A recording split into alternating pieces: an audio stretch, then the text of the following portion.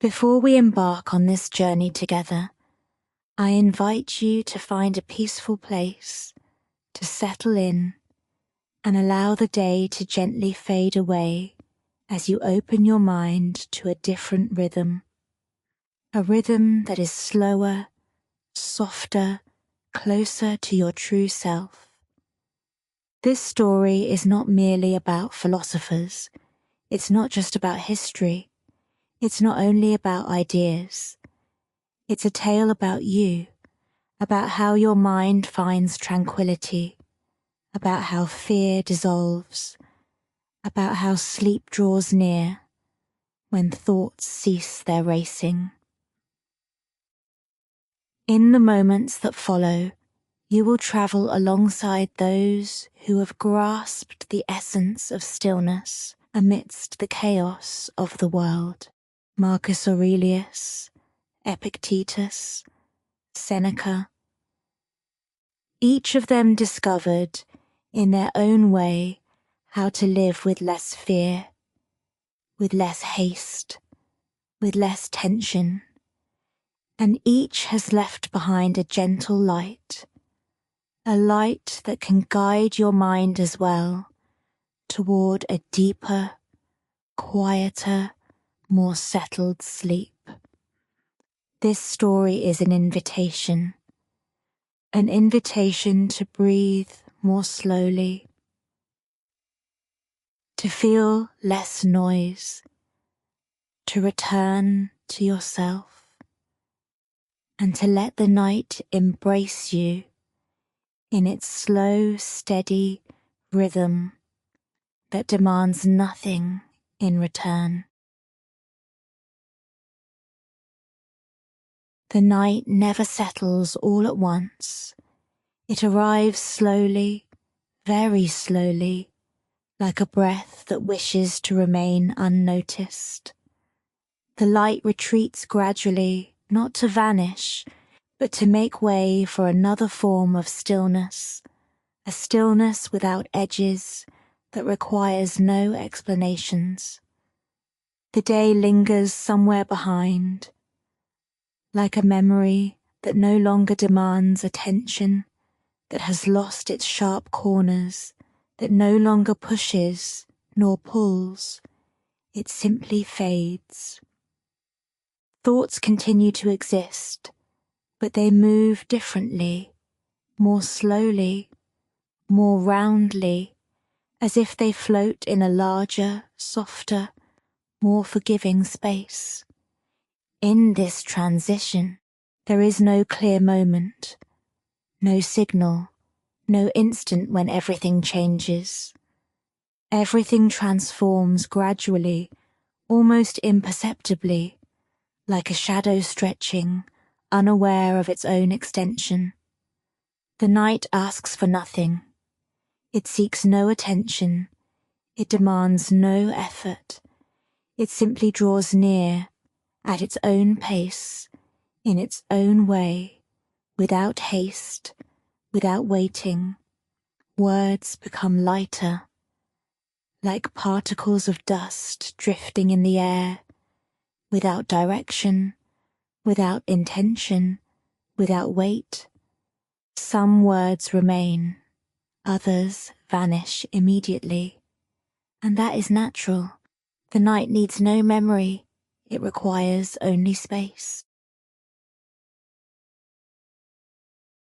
As the night unfolds, the world around you begins to recede, not as a farewell, but as a gentle shift in shape, a slow fading that doesn't ask to be noticed. The sounds become rarer, softer, less eager to be heard. They seem to drift away, as if belonging to another realm, a world that continues, yet no longer calls you. In this space, everything settles into a rhythm that no longer belongs to the day. Objects do not vanish, but they lose their significance. They remain silent, asking for nothing. Thoughts continue to move, yet they lack the same clarity. They no longer have direction, seem to detach from you, like wisps of smoke, rising and then dissipating, leaving no trace. In this state, there is no pressure, there is no expectation. Everything becomes simpler, quieter, less defined. The night does not come to fill a void. It does not come to explain. It does not come to change. It merely stretches like a delicate veil, covering all without weighing down, without altering, simply existing. And in this existence, in this stillness, you begin to feel how the world drifts away, very slowly, without truly departing, just becoming more silent. Breathe and carry this quiet with you. As the silence deepens, the space around you seems to expand, not in a visible way, but as a subtle sensation, an opening without form, yet undeniably felt. The things nearby remain in their places, but they feel further away, as if covered by a delicate layer of stillness, a layer that doesn't hide, but gently calms. Each object begins to lose its inner outline, not in sight, but in your attention. No longer are there details that grab your gaze, no edges demanding to be traced. Everything simplifies, becomes more equal, more serene. Thoughts may continue to arise, yet they lack the same intensity. They no longer come in waves. They do not demand answers. They rise slowly, like bubbles of air, surfacing and then dissolving. In this state, nothing feels urgent. Nothing presses upon you. Nothing begs to be resolved. Everything can wait. Everything can remain unclear. Everything can float. The night doesn't come to close the world. It comes to gently pull it away, enough to lift the weight, enough to cease demanding your attention. And in this gentle distancing, you begin to sense a different kind of presence, one without words, without direction, without purpose. It simply exists, like a soft background embracing you. As the silence deepens, you begin to feel how your inner space expands, not through extension, but through the simple absence of the things that used to fill it. Thoughts that once crowded in now settle apart from one another, like points of light in a vast sky. Points that do not touch, do not rush, do not ask to be followed. Each idea seems to move slower, as if wrapped in a thin layer of quiet, a layer that reshapes it, rounds its edges, makes it less insistent. In this state, there are no clear differences between beginning and end. Each thought melts into the next. Each image fades before it defines itself. Each sensation dissolves before it becomes whole. Night does not come to clarify. It does not come to explain. It comes to soothe, to transform everything into a slow flow, into a drift without direction, without purpose, without pressure. And in this flow, you begin to feel your attention detach very slowly, like a leaf lifting off the water, not to fly, but to float. The outer world remains, yet it becomes less present, less defined, less eager to be perceived, and you, without doing anything, without seeking anything, begin to settle into this silence, like being in a place that recognizes you without asking anything in return. As the night deepens, you begin to feel how distances shift, not in the world, but within you. The things that once felt close now seem further away, and those that seemed so important now fall silent. This is not a loss. It is merely a change of perspective, a transformation that comes slowly, without asking for permission, without announcing itself. Every sound seems to fade more quickly, as if the night air absorbs everything effortlessly, without intention. Only a faint vibration remains, dissipating before it becomes clear. Thoughts continue to move, but they no longer carry the same weight. They do not press. They do not insist. They seem to detach from you like thin threads, rising up and then vanishing into the darkness. In this state, there is no direction. There is no path to follow. Everything is still, yet in motion, like a very calm water that appears motionless, yet flows gently deep within. The night does not come to close the world, it comes to soften it, to make it gentler, less sharp, less present. And in this softening, you begin to feel how your attention withdraws, not abruptly, but like a light dimming, until it becomes just a vague presence, a presence that no longer demands anything.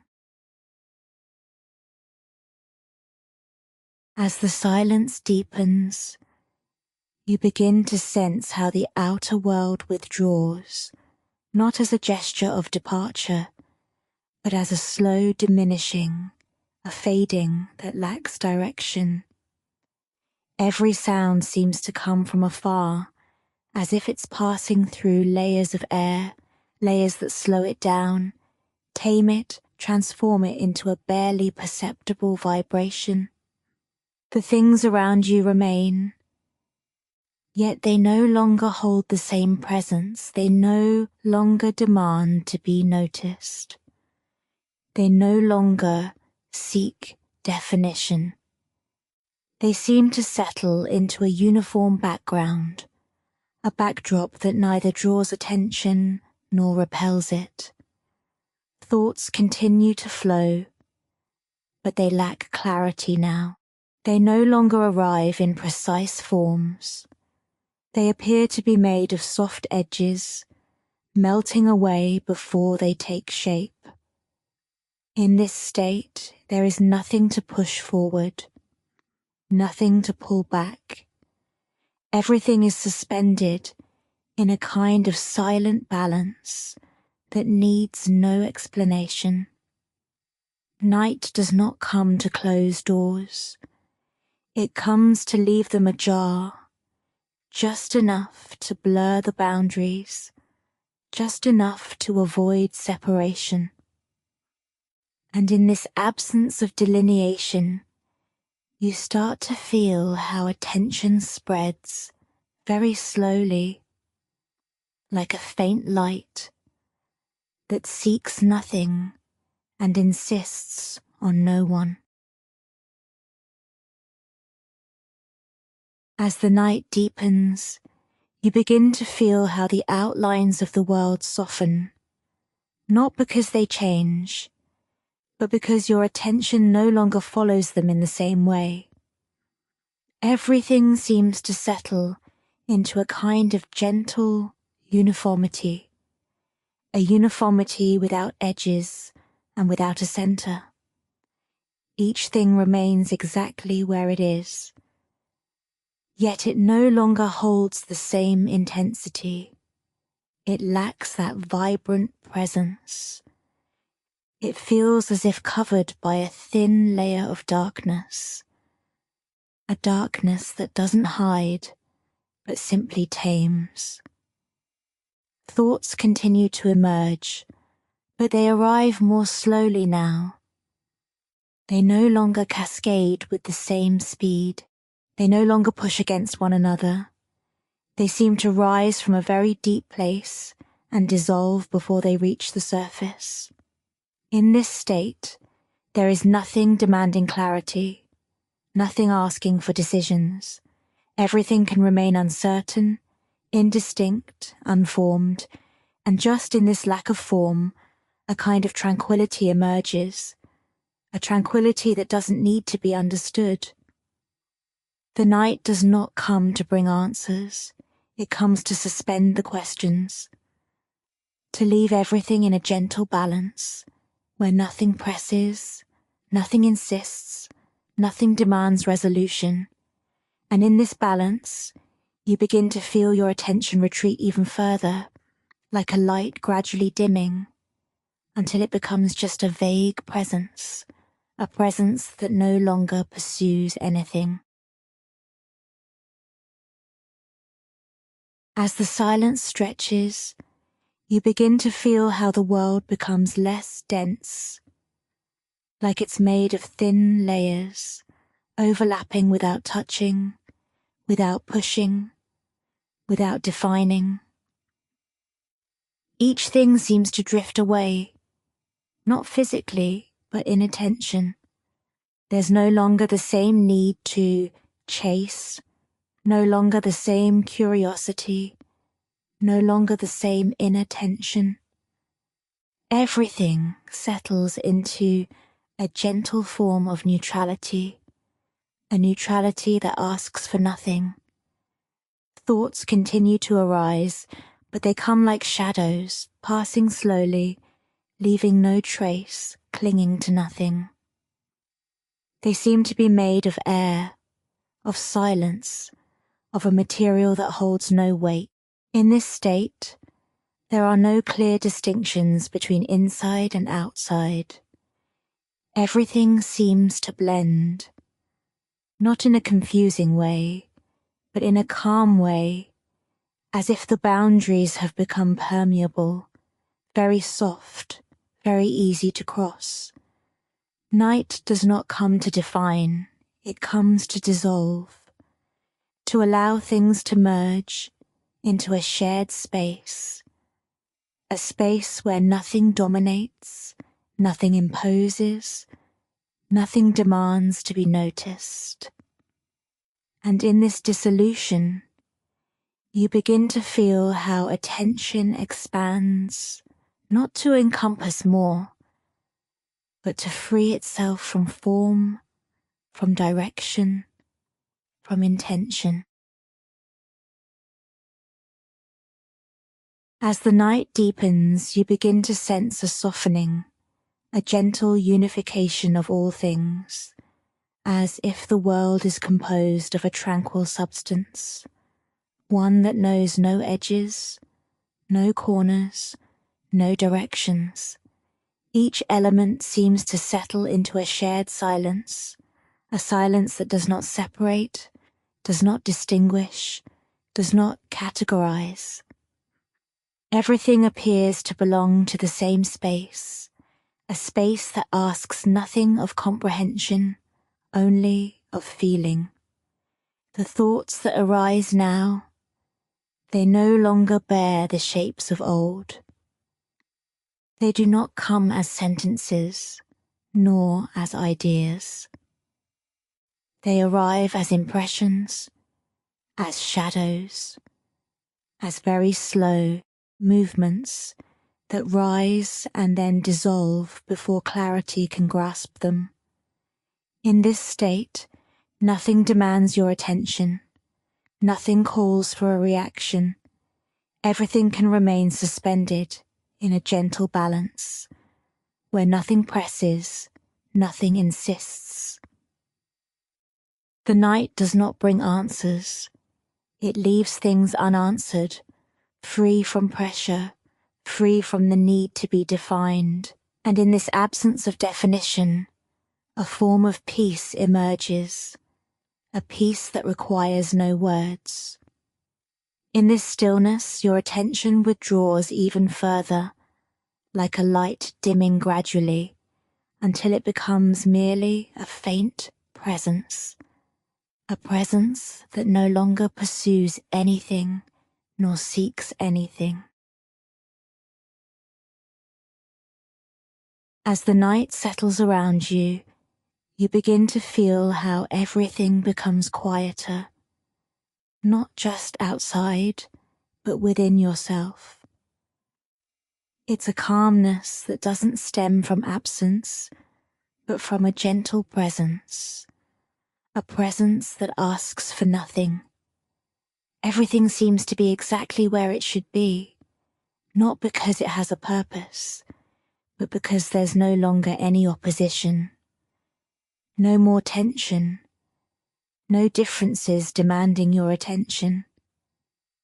Everything falls into a form of balance, a balance that doesn't need to be upheld because it simply exists. The thoughts that arise now become increasingly rare. They come like faint reflections, slowly forming and dissolving before clarity can take hold. They no longer need to be chased, they no longer need to be understood. They simply pass, like shadows that leave no trace. In this state, there are no beginnings, there are no endings. There's just a gentle continuity, a flow that doesn't stop yet doesn't rush. Everything feels suspended in a space without edges, without direction, without pressure. The night doesn't come to close anything. It comes to keep everything open in such a gentle way that you can hardly feel the difference between yourself and the tranquility surrounding you. And in this openness, in this calm uniformity, your attention settles completely, like a light that doesn't extinguish, but becomes so soft that it no longer defines anything. Aristotle perceived sleep as a continuation, not an interruption. For him, night did not sever the connection with the world, it merely transformed it, made it gentler, less intense, less sharp. In this vision, sleep was not an escape. It was not an absence. It was a state where life continued, but at a slower rhythm, in a dimmer light, in a more tranquil form. Aristotle suggested that the senses retreat, not to vanish, but to make space for another activity, a silent activity, almost invisible, that belongs to the soul. When the eyes close, the images do not fade. They linger like traces of the day, impressions that may lack their original clarity, yet they hold a shape, a vibration, a faint presence. For Aristotle, dreams did not come from the outside. They were not sent by gods. They were not messages.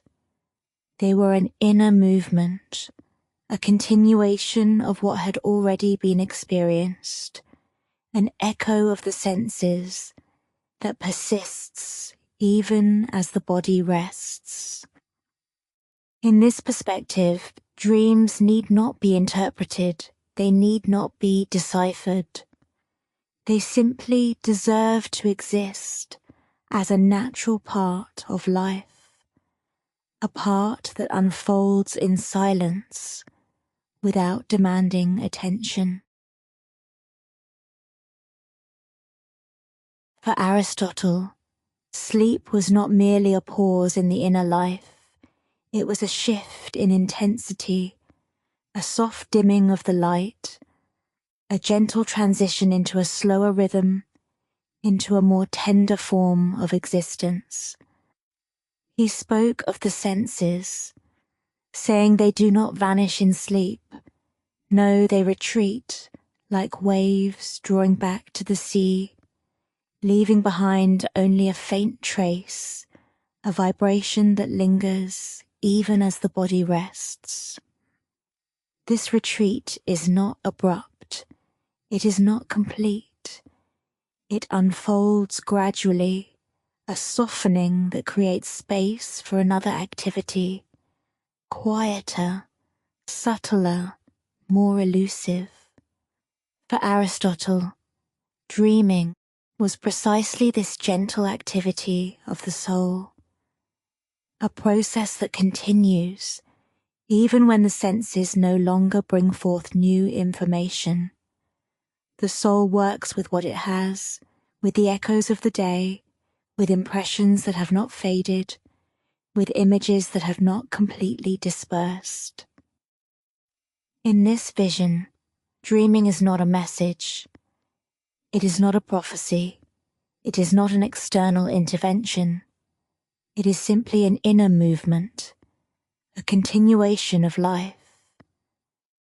In a softer form, more tranquil, less tethered to the world.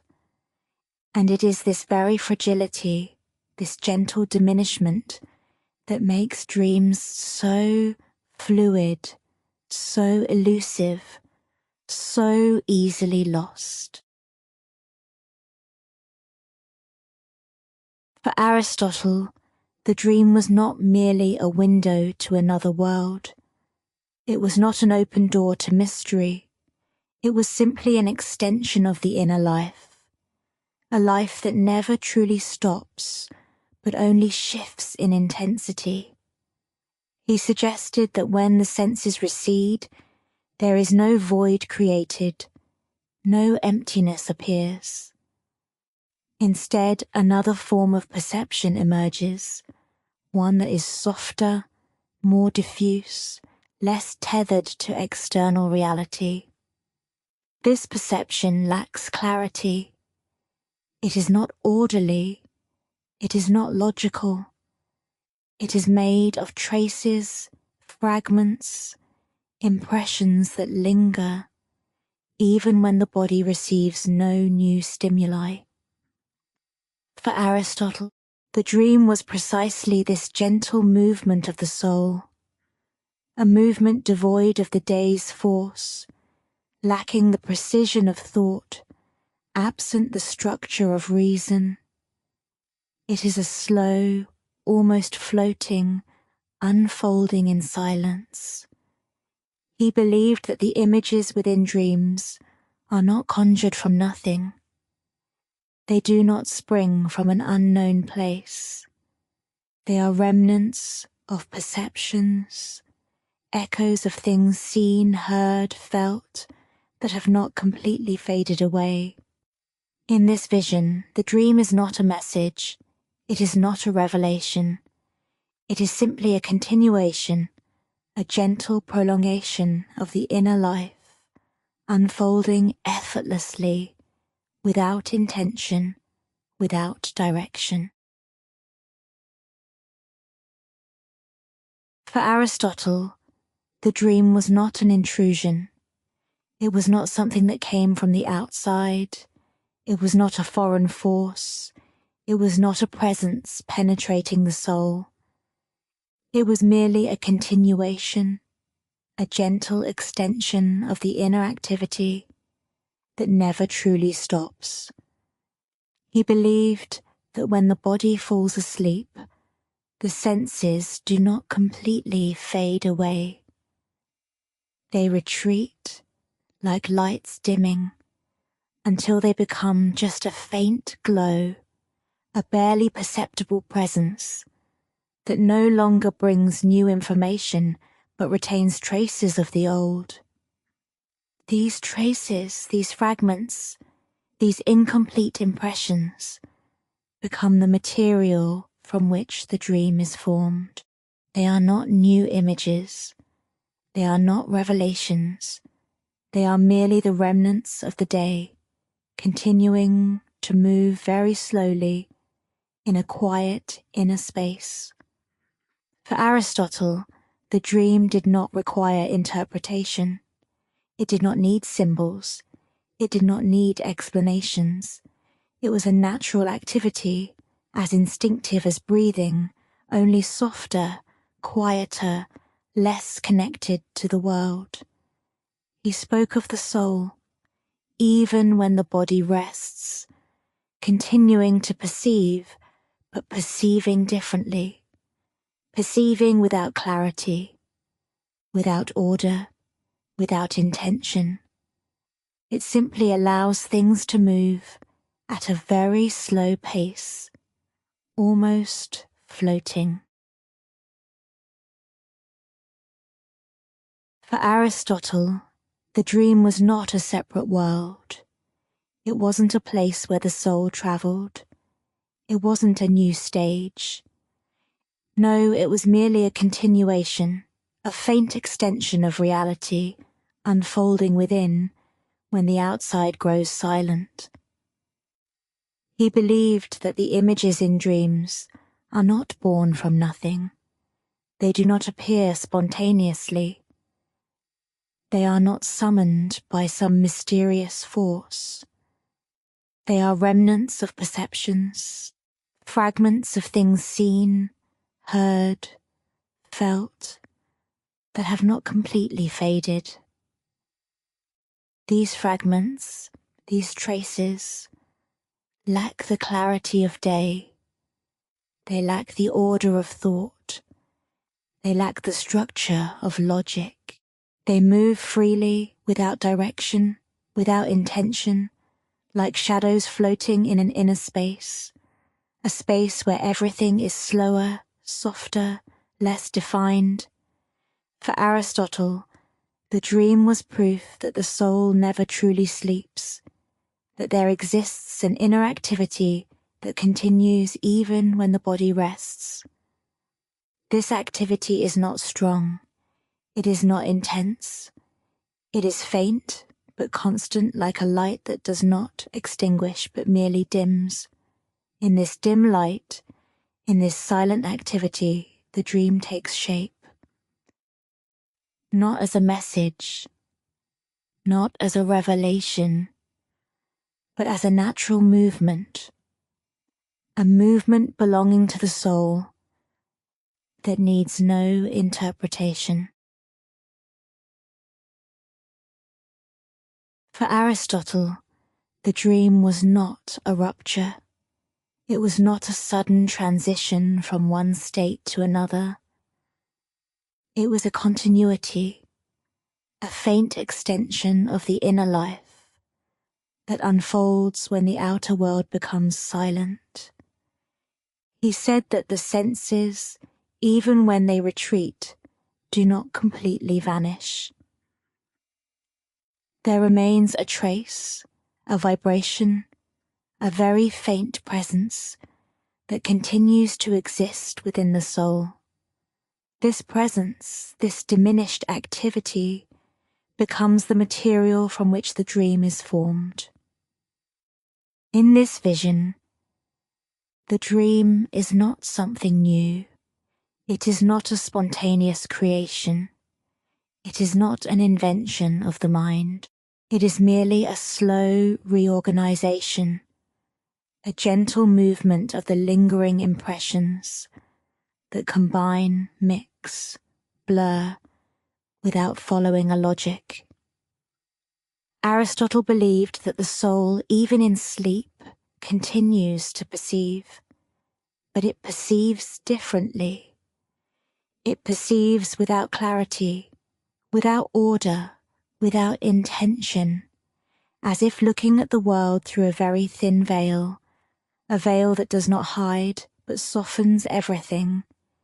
In this softening, in this diminishing of intensity, the dream is born, not as a message, not as a prophecy, but as a natural movement, a movement that belongs to the soul and needs no interpretation. For Aristotle, the dream was not a world separate from reality. It wasn't a parallel stage, nor a space where the soul detached from the body. It was merely a continuation, a delicate extension of perception that persists even when the senses withdraw. He spoke of the soul, even in slumber, holding a trace of lived experiences, a trace that lacks the clarity of day, that lacks the intensity of emotion, that lacks the structure of thought. It is a faint trace, but enough to conjure images, movements, fragments. These fragments are not ordered, they are not coherent, they are not bound by logic.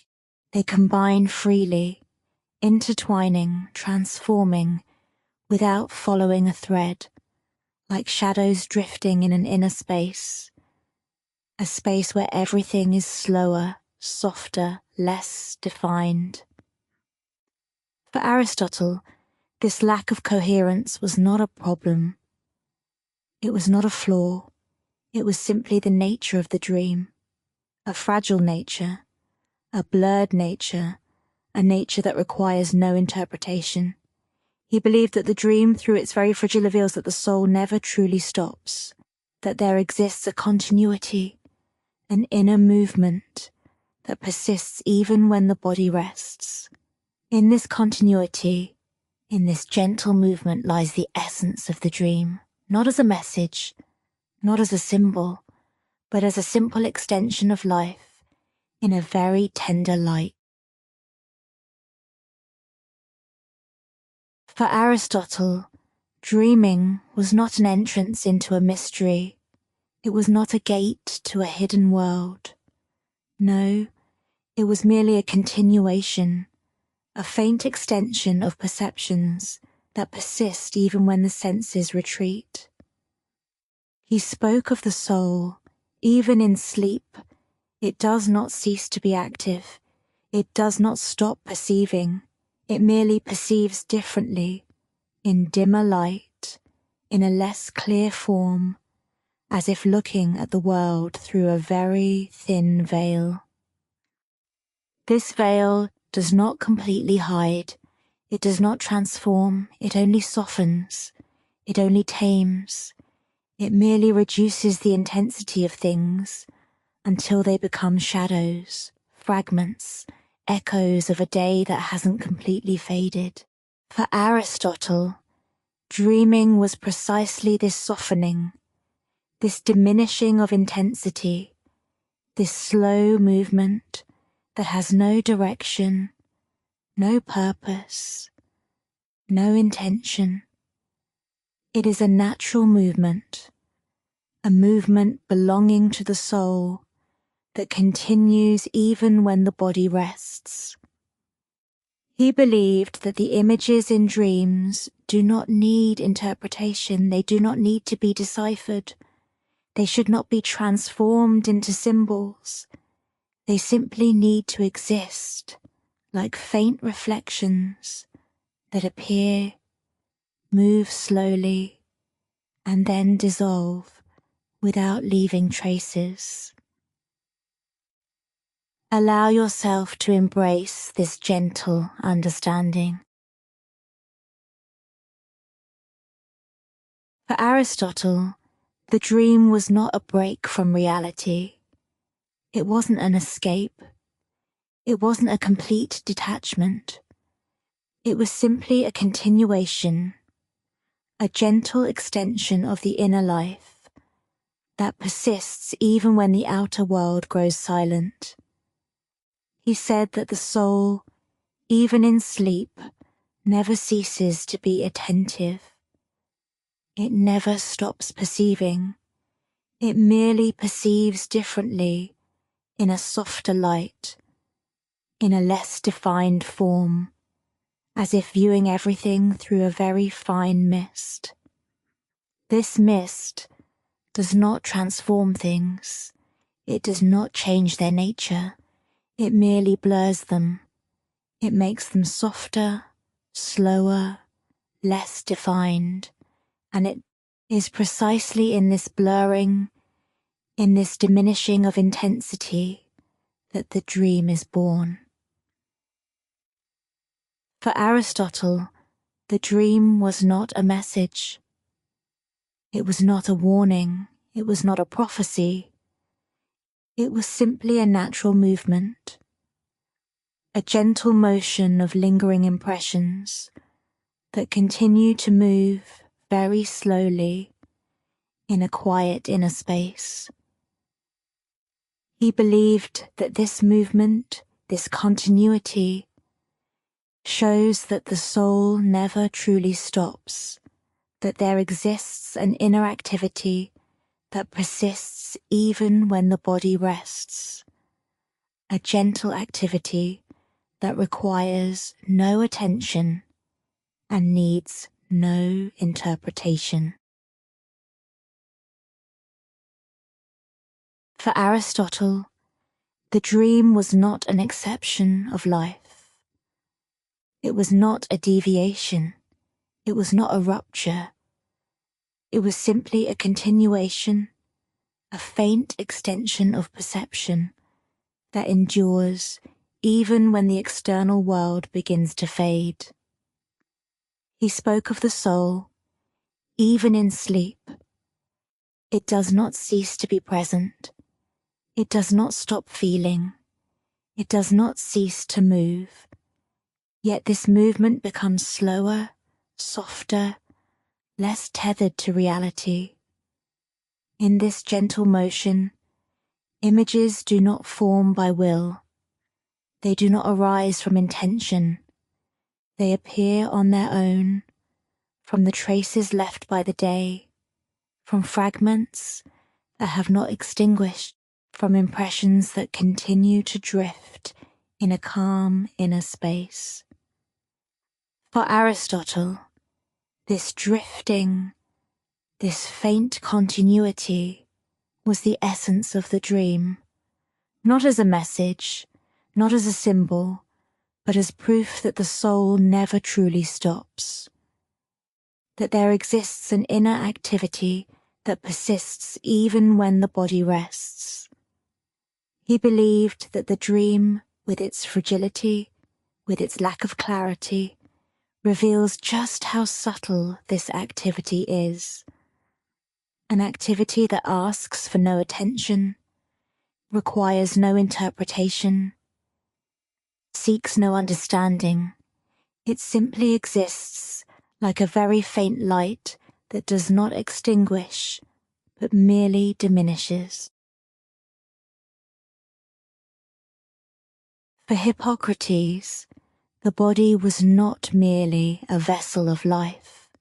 No, it was not just a mechanism.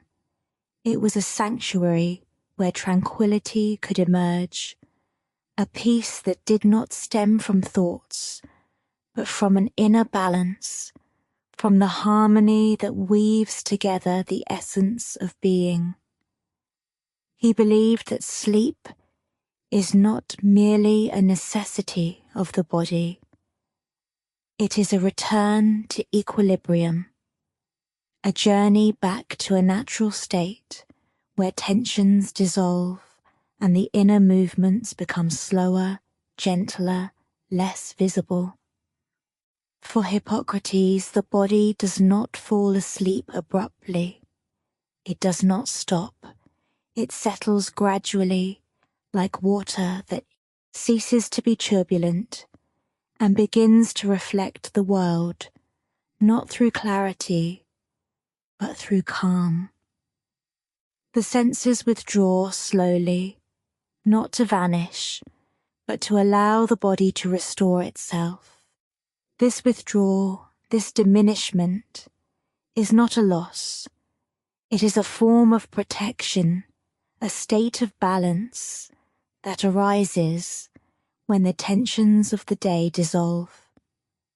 Hippocrates perceived sleep as a natural process, a journey where the body finds its rhythm, its serenity, its harmony, not through effort, not through will, but through a gentle, slow movement, unfolding in silence. For Hippocrates, the body was a space where balance could be felt, not just as an idea, but as a state where every part of your being finds its place, without pressing, without demanding, without disturbing.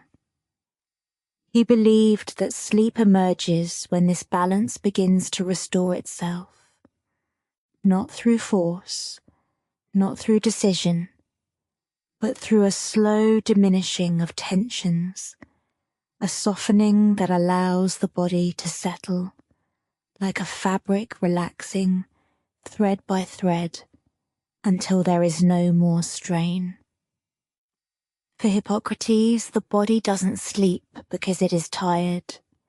It sleeps because it seeks harmony, because it needs to retreat from the noise of the day and return to a more natural, gentler, less agitated rhythm. The senses fade gently, not to shut down, but to allow the body to rejuvenate. This fading, this softening, is not a loss, it is a form of protection, a kind of inner care that emerges effortlessly, without intention. Hippocrates saw sleep as a healing process, not a spectacular one, not a visible one, but a quiet one, unfolding deep within at a very slow pace until the body regains its peace. Embrace this journey within. For Hippocrates, the body was a space where silence did not come from absence, but from harmony. A harmony that does not impose itself, does not force, does not rush. It emerges when each part of the being finds its rhythm, a slow, steady rhythm that asks for nothing. He believed that sleep begins the moment this harmony becomes possible. Not when the body is exhausted, but when tensions begin to retreat, very slowly, like threads that relax, until there is no more tension. For Hippocrates, the body does not fall asleep like a machine that stops. It sleeps like water that ceases to be disturbed. The inner movements become slower, gentler, less visible. And in this slowing down, in this diminishment, silence appears.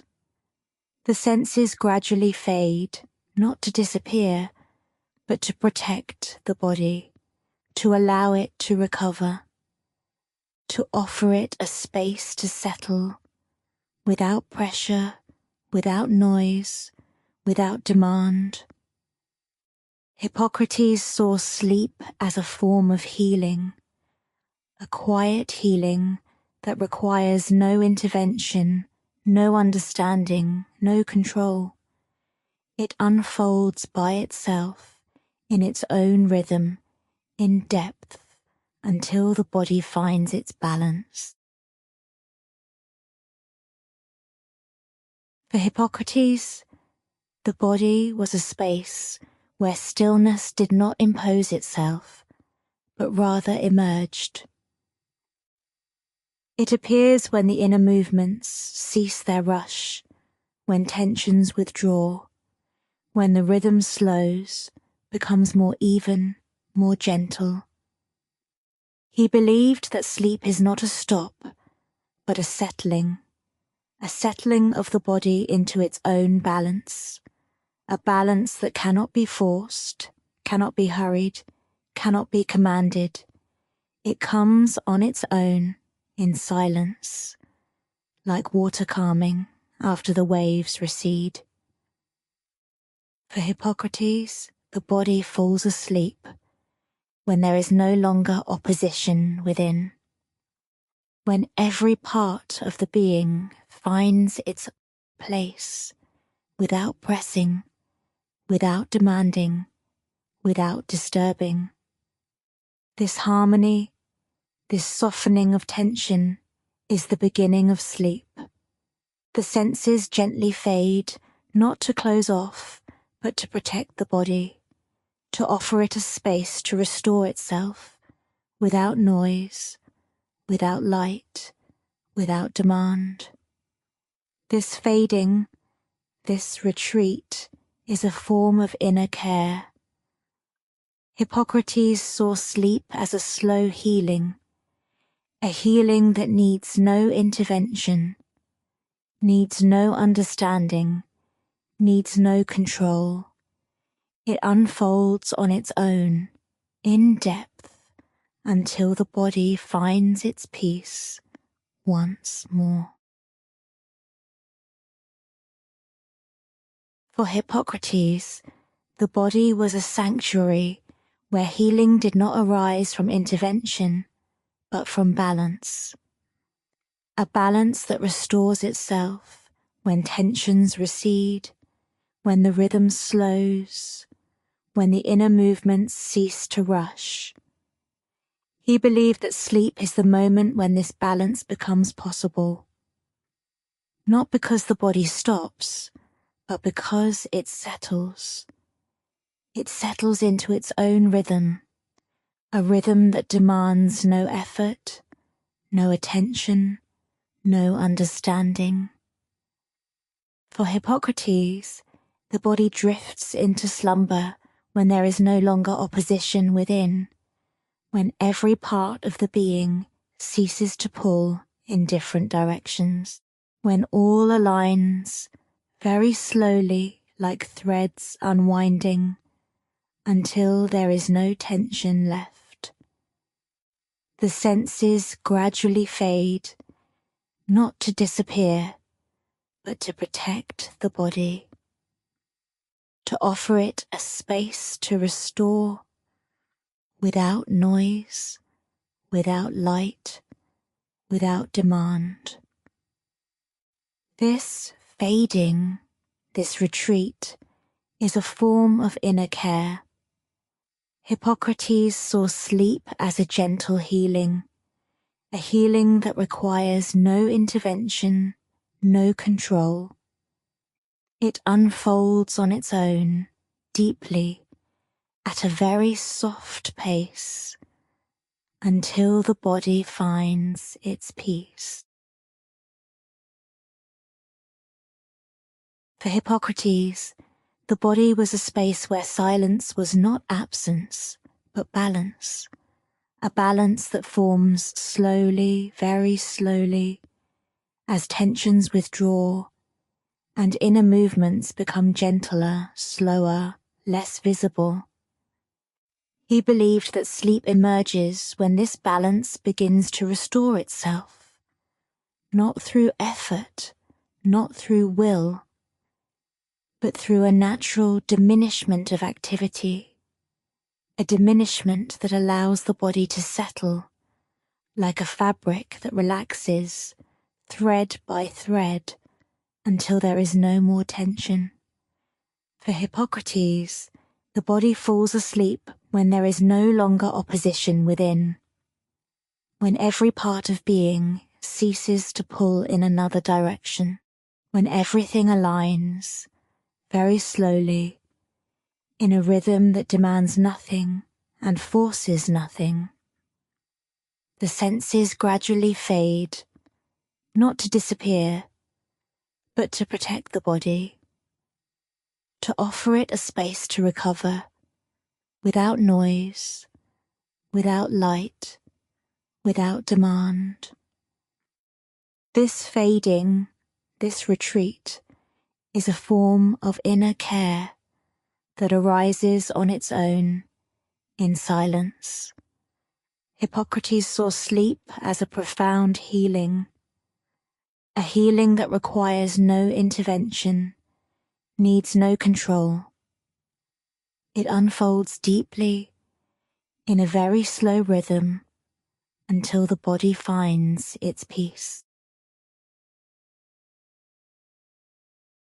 For Hippocrates, the body is a space where healing is not merely an act, but a gentle process.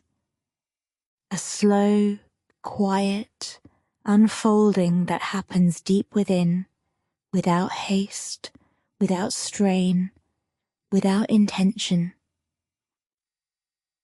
He believed that sleep is the moment when this process becomes possible, when tensions recede, when inner movements slow, when the body's rhythm approaches a natural state, a state where nothing presses, nothing pushes, nothing disturbs. For Hippocrates, the body sleeps when it allows itself to sink into this state, not when exhausted, but when it ceases to fight itself, when every part of being aligns, very slowly, like threads that relax, until there is no tension left. The senses gradually fade, not to close off, but to create a space for renewal. A space where the body can work in silence, without noise, without light, without demand. This fading, this retreat, is a form of protection, a nurturing inward care.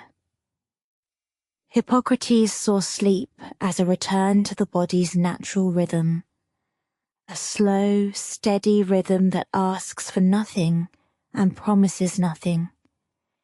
It simply allows healing to unfold, in silence, in depth, in a very gentle light. For Hippocrates, the body was a space where silence was not a goal, but a consequence of balance, of harmony, of an inner movement that slowly calms until it becomes almost imperceptible. He believed that sleep arises when this calming becomes complete, when tensions withdraw, when the rhythm of the body slows, when every part of the being ceases to press. It is not a stop, it is not a rupture, it is a settling, a return to a natural rhythm that demands nothing. For Hippocrates, the body falls asleep when it allows itself to be in this rhythm, when it no longer fights with itself, when it no longer tries to hold on to the tension of the day, when everything aligns very slowly like a fabric that relaxes thread by thread until there is no more strain. The senses gradually fade, not to disappear, but to create a space for restoration.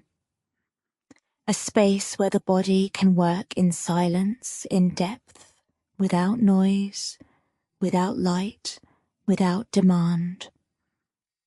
This fading, this retreat, is a form of protection, a form of inner care. Hippocrates saw sleep as a return to oneself, a slow, equal return that needs no interpretation, just silence. A silence that forms on its own in the depths of the body.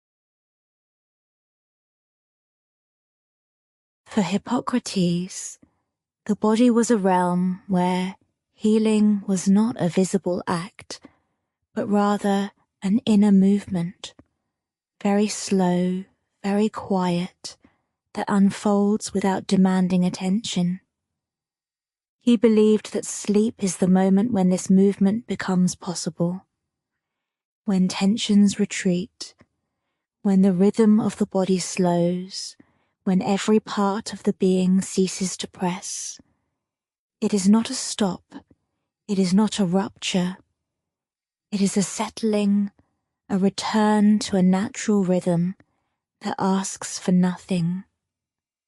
For Hippocrates, the body falls asleep when it allows itself to be in this rhythm, when it no longer fights against itself, when it no longer tries to maintain the tension of the day, when everything aligns very slowly, like a fabric that relaxes, thread by thread, until there is no more strain. The senses gradually fade, not to disappear, but to create a space for recovery. A space where the body can work in silence, in depth, without noise, without light, without demand. This fading, this withdrawal, is a form of protection, a form of inner care.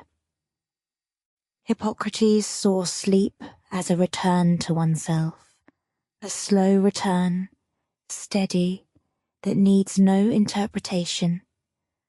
Just silence, a silence that forms itself in the depths of the body. For Hippocrates, the body was a space where silence was not absence, but presence. A gentle presence that emerges when the inner rhythm calms, when tensions withdraw, when every part of the being ceases to press.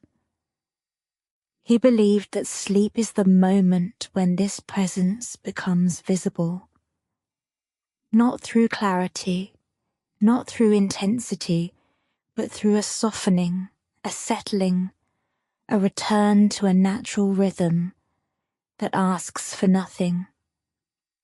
For Hippocrates, the body sleeps when it allows itself to be in this rhythm, when it no longer fights with itself, when it no longer tries to hold on to the tensions of the day, when everything aligns very slowly like a fabric that relaxes thread by thread until there is no strain left. The senses gently fade, not to disappear, but to create a space for renewal, a space where the body can work in silence, in depth, without noise, without light, without demand. This fading, this retreat, is a form of protection, a form of inner care. For Hippocrates, sleep was the proof that the body knows how to heal itself.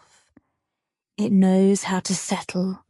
It knows how to return to its natural rhythm without effort, without intention, without haste.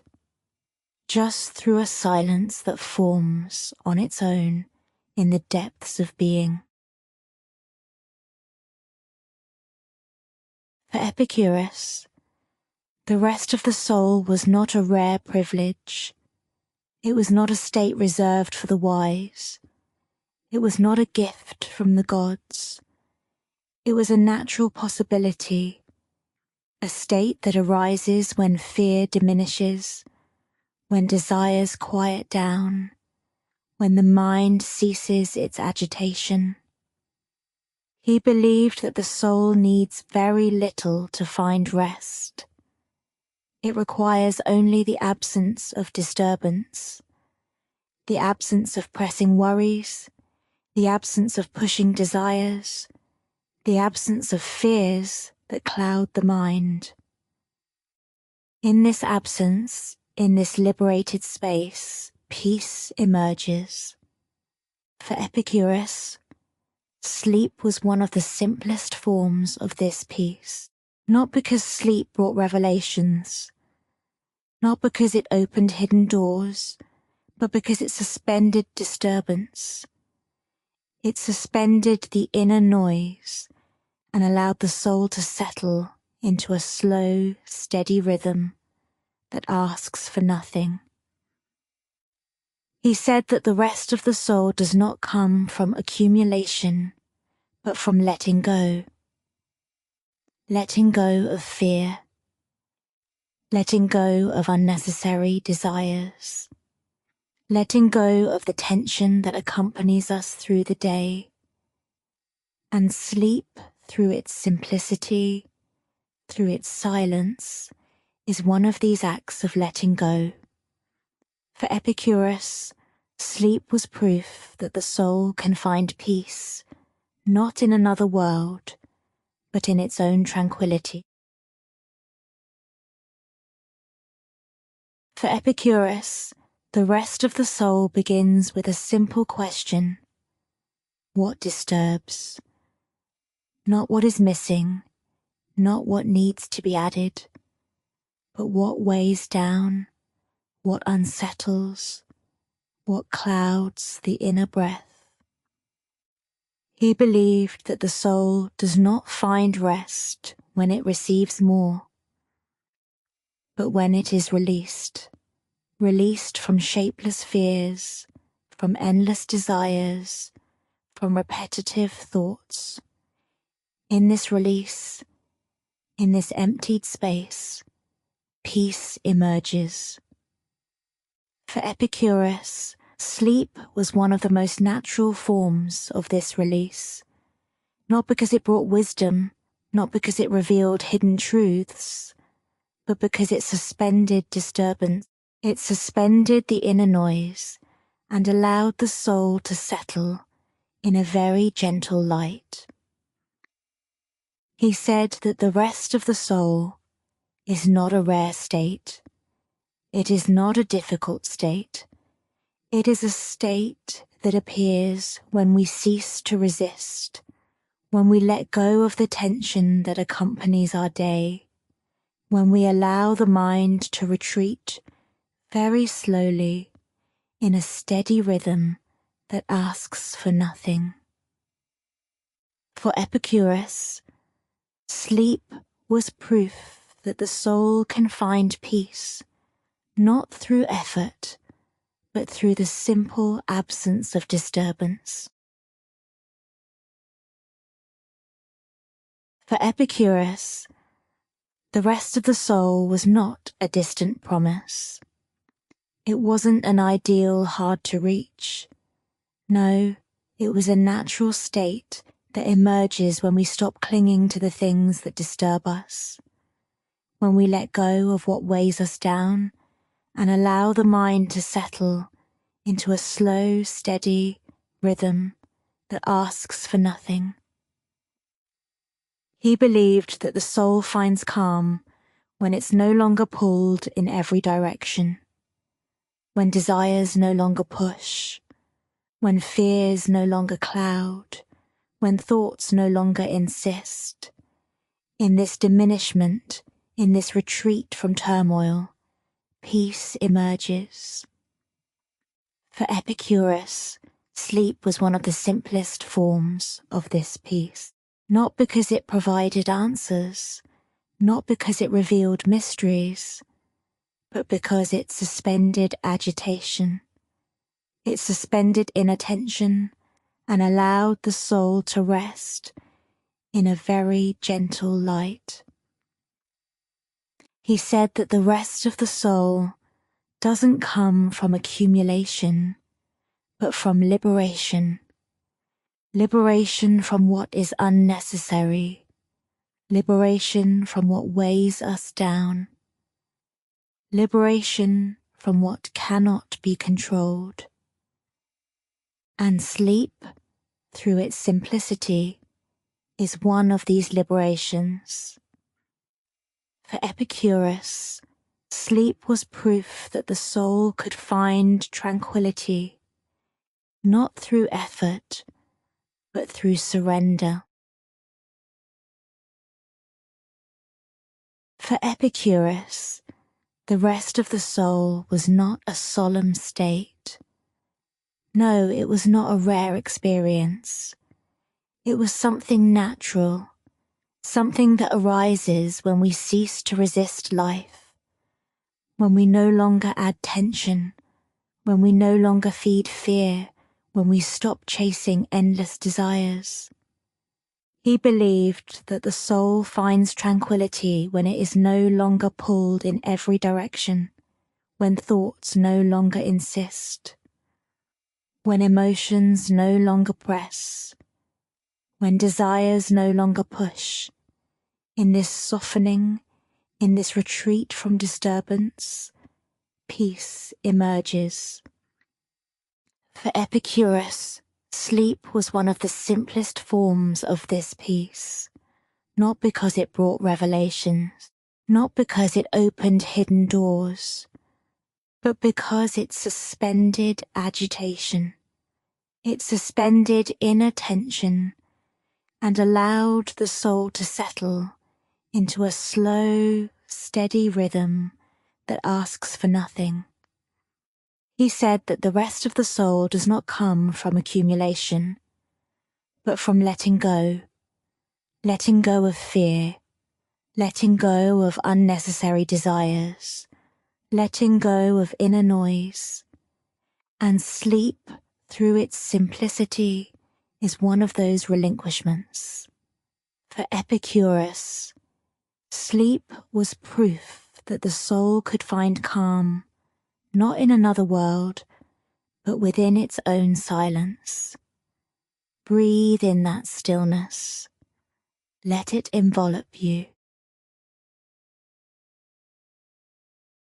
For Epicurus, the rest of the soul was a form of clarity, not an intense clarity, not one that illuminates everything, but a gentle clarity that arises when turmoil diminishes, when thoughts cease to press, when desires quiet themselves.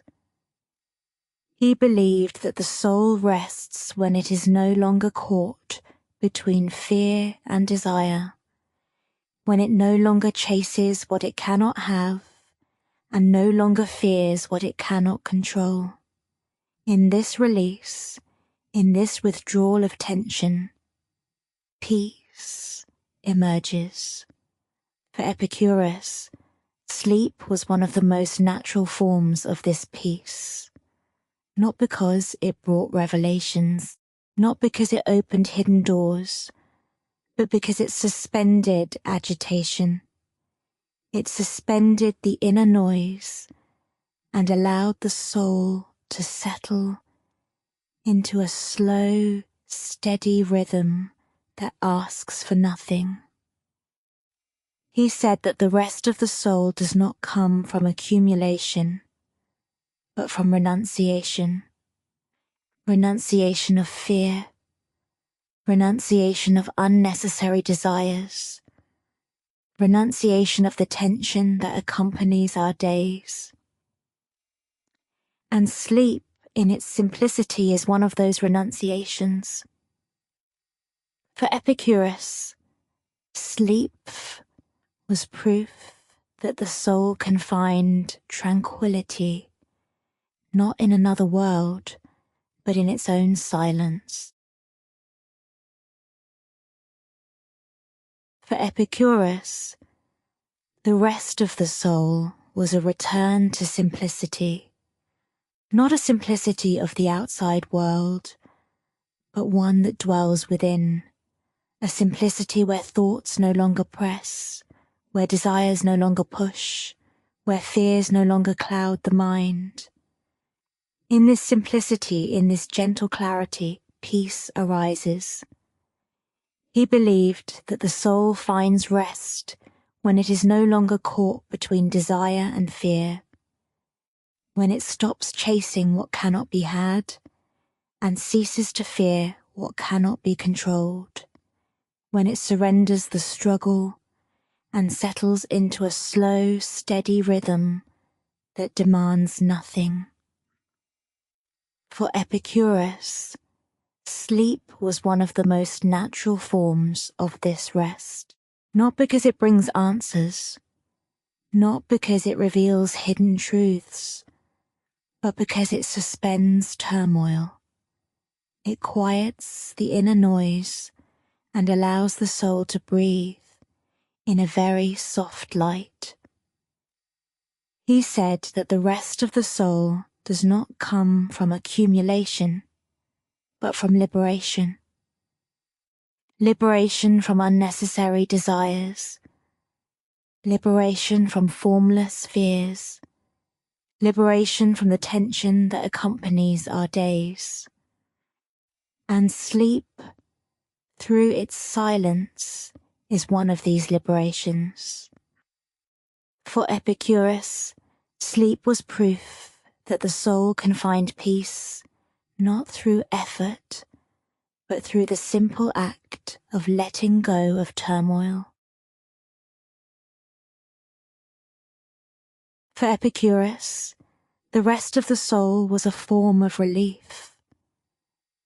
Not a sudden relief, not a spectacular one, but a slow relief that arises when the mind ceases to cling to the things that disturb it. When it lets go very gently of what weighs it down. He believed that the soul finds calm when it is no longer caught between desire and fear, when it no longer chases what it cannot have and does not fear what it cannot control. In this diminishing, in this retreat of tension, peace emerges. For Epicurus, sleep was one of the most natural forms of this peace, not because it brought answers, not because it revealed mysteries, but because it suspended agitation. It suspended the inner noise and allowed the soul to breathe in a slow, even rhythm that asks for nothing. He said that the rest of the soul does not come from accumulation, but from liberation. Liberation from unnecessary desires. Liberation from formless fears. Liberation from the tension that accompanies our days. And sleep, through its silence, is one of these liberations. For Epicurus, sleep was proof that the soul can find peace, not through effort, but through the simple act of letting go of disturbance. For Epicurus, the rest of the soul was a form of inner balance, not a perfect balance, not a rigid one, but a gentle equilibrium that emerges when turmoil fades, when thoughts settle, when desires cease to press. He believed the soul finds calm when it is no longer caught between what it wants and what it fears, when it no longer chases after things that are unnecessary, and no longer fears things beyond its control. In this retreat, in this softening of tension, peace arises. For Epicurus, sleep was one of the most natural forms of this peace, not because it brought revelations, not because it opened hidden doors, but because it suspended agitation. It suspended the inner noise and allowed the soul to breathe at a slow, steady rhythm that asks for nothing. He spoke of the soul's rest not coming from accumulation, but from liberation. Liberation from unnecessary desires. Liberation from formless fears. Liberation from the tension that accompanies our days. And sleep, through its silence, is one of these liberations. For Epicurus, sleep was proof that the soul can find tranquility, not through effort, but through the simple act of letting go of disturbance. For Epicurus, the rest of the soul was a form of inner freedom, not a grand freedom, not one that changes the world, but a gentle freedom that arises when the mind ceases to cling to the things that disturb it. When it lets go so very slowly of what weighs it down.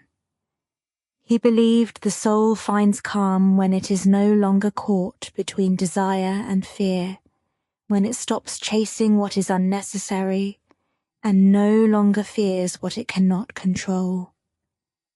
In this retreat, in this softening of tension, peace emerges.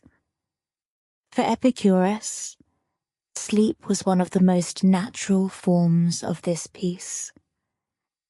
Not because it brought revelations, not because it opened hidden doors, but because it suspended agitation. It suspended the inner noise and allowed the soul to breathe in a slow, steady rhythm that demands nothing. He said that the rest of the soul does not come from accumulation, but from liberation.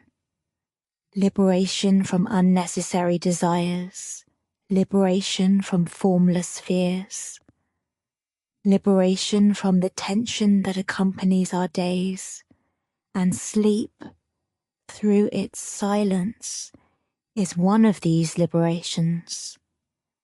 For Epicurus, sleep was proof that the soul can find tranquility not through effort, but through the simple act of letting go of disturbance. For Epicurus, the rest of the soul was a gentle return to oneself. Not a dramatic return, not one filled with revelations, but a soft coming back where the mind ceases its agitation and settles into its own stillness. He believed that the soul finds peace when it is no longer caught between desire and fear, when it no longer chases what it does not need and fears not what it cannot control. In this softening, in this retreat of tension, there appears a gentle clarity, a light within that does not shine, but simply warms. For Epicurus, sleep was one of the simplest forms of this return, not because it brought answers, not because it unveiled mysteries, but because it suspended the turmoil. It suspended the inner noise and allowed the soul to breathe in a slow, steady rhythm that asks for nothing. He said that the rest of the soul does not come from effort, but from surrender, surrendering to fear, surrendering to unnecessary desires, surrendering to the tension that accompanies our days.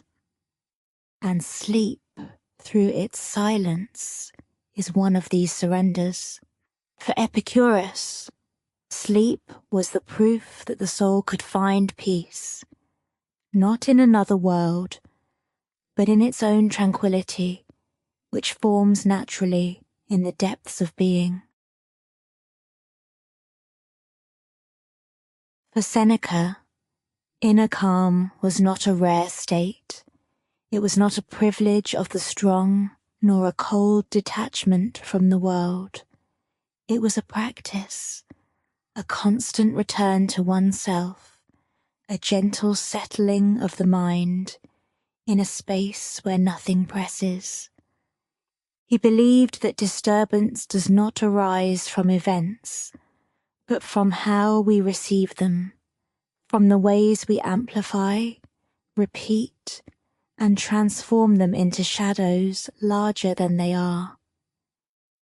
Calm, he said, appears when we cease to nourish these shadows, when we look at them without following. For Seneca, sleep was an exercise of this calm, not because it brought wisdom, not because it unveiled hidden truths, but because it compelled the mind to let go. to allow thoughts to fade, to let tension withdraw, to let the day close without resistance. He said that the mind quiets when it no longer fights what cannot be changed, when it stops repeating what has ended, when it no longer projects what has not yet come. In this surrender, in this gentle settling, calm emerges. For Seneca, sleep was proof that the mind can find peace, not through force, but through release. For Seneca, the inner calm begins with a simple observation. It is not the world that disturbs us, but the way we interpret it. Not the events, but their echo in our minds. Not what happens, but what we continue to repeat in the silence of our thoughts. He believed that the mind becomes agitated when it clings to fleeting things, when it transforms small details into heavy burdens, when it prolongs conflicts that have ended or anticipates problems that have yet to come. In this prolongation, in this repetition, disturbance is born. For Seneca, sleep was a necessary interruption of this repetition, a space where the mind can no longer amplify. No longer can it construct scenarios. No longer can it turn over what has been. Sleep, through its simplicity, silences the inner noise and allows the mind to settle into a slow, equal rhythm that asks for nothing. He said true calm arises when we learn to let things pass, not to follow them, not to amplify them, not to transform them into shadows larger than they are. In this letting go, in this gentle settling, the mind becomes clear. For Seneca, sleep was proof that tranquility is possible, even for an agitated mind, when it ceases to fight. For Seneca, the inner calm was a form of clarity, not an intense clarity, not one that illuminates everything, but a gentle clarity that arises when the mind ceases to battle with itself, when it surrenders very slowly to what weighs it down. He believed that disturbance does not come from external things, but from how we amplify them, from how we repeat them in the silence of our thoughts, from how we turn them into burdens larger than they truly are. In this amplification, in this repetition, unease is born. For Seneca, sleep was a necessary interruption of this amplification. A space where the mind can no longer continue to construct scenarios. It can no longer turn over everything that has been. It can no longer project what has yet to come. Sleep, through its simplicity, silences the inner noise and allows the mind to settle into a slow, equal rhythm that demands nothing. He said that true calm arises when we learn to see things as they are, without exaggeration, without pursuit, without transforming them into shadows that grow.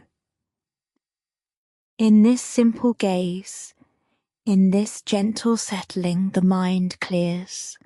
For Seneca, sleep was proof that tranquility is possible, even for a restless mind, when it stops its repetition.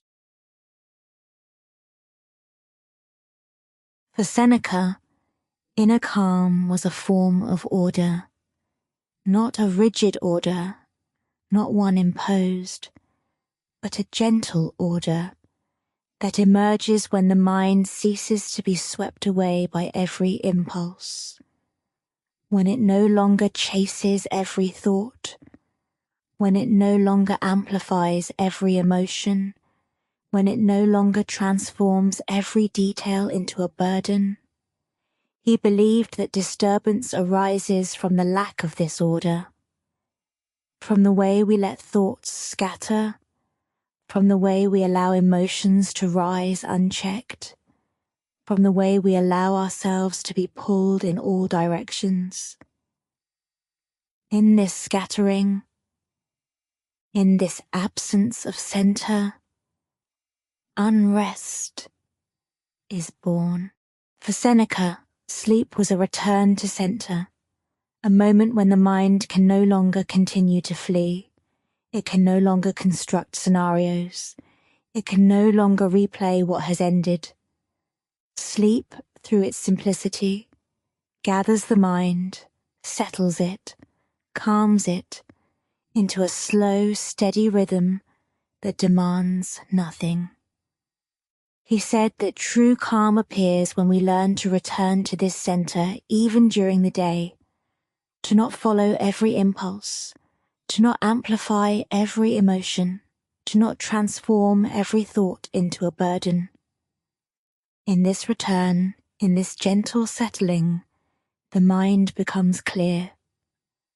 For Seneca, sleep was proof that inner order is possible, even for a restless mind, when it stops scattering itself.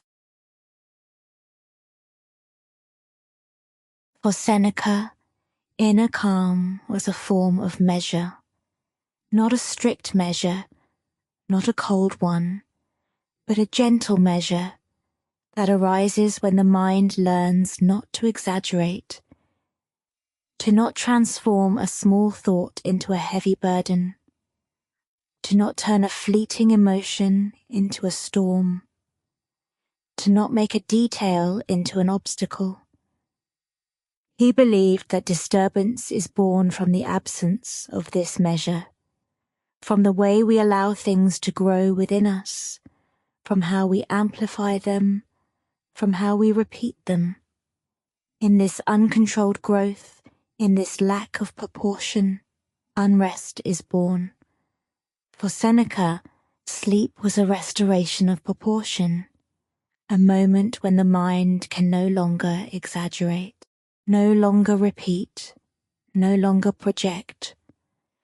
Sleep, through its simplicity, reduces everything to the essential, to breath, to stillness, to a slow, equal rhythm that demands nothing. He said that true calm appears when we learn to maintain this measure even during the day, to not amplify what doesn't deserve it, to not follow what doesn't matter, to not let thoughts grow without limits. In this gentle measure, in this inner settling, the mind clears. For Seneca, sleep was proof that proportion can be found even after a hectic day, when the mind ceases to exaggerate. For Seneca, inner calm was a form of retreat, not a retreat from the world, not an escape, but a gentle retreat within oneself into a space where the mind is no longer pulled in all directions, a space where thoughts settle very slowly at a steady rhythm that asks for nothing. He believed that disturbance arises when the mind gets caught in external noise, when it chases every impulse, when it reacts to every detail, when it is swept away by emotions that come and go. In this reactivity, in this lack of distance, unrest is born. For Seneca, sleep was a natural form of distance, a moment when the mind can no longer respond, no longer analyze, no longer judge. Sleep, through its silence, creates a space where everything retreats, everything calms, everything reduces to the essential, to breath, to silence, to a slow, steady rhythm that asks for nothing. He said that true calm arises when we learn to maintain this distance even during the day, to not react to every impulse, to not follow every emotion, to not be swept away by every thought. In this gentle distance, in this inner retreat, the mind clears. For Seneca, sleep was proof that tranquility can be found whenever the mind ceases to react. Imagine this stillness, this peace, with each breath. For Seneca, the inner calm was a form of acceptance.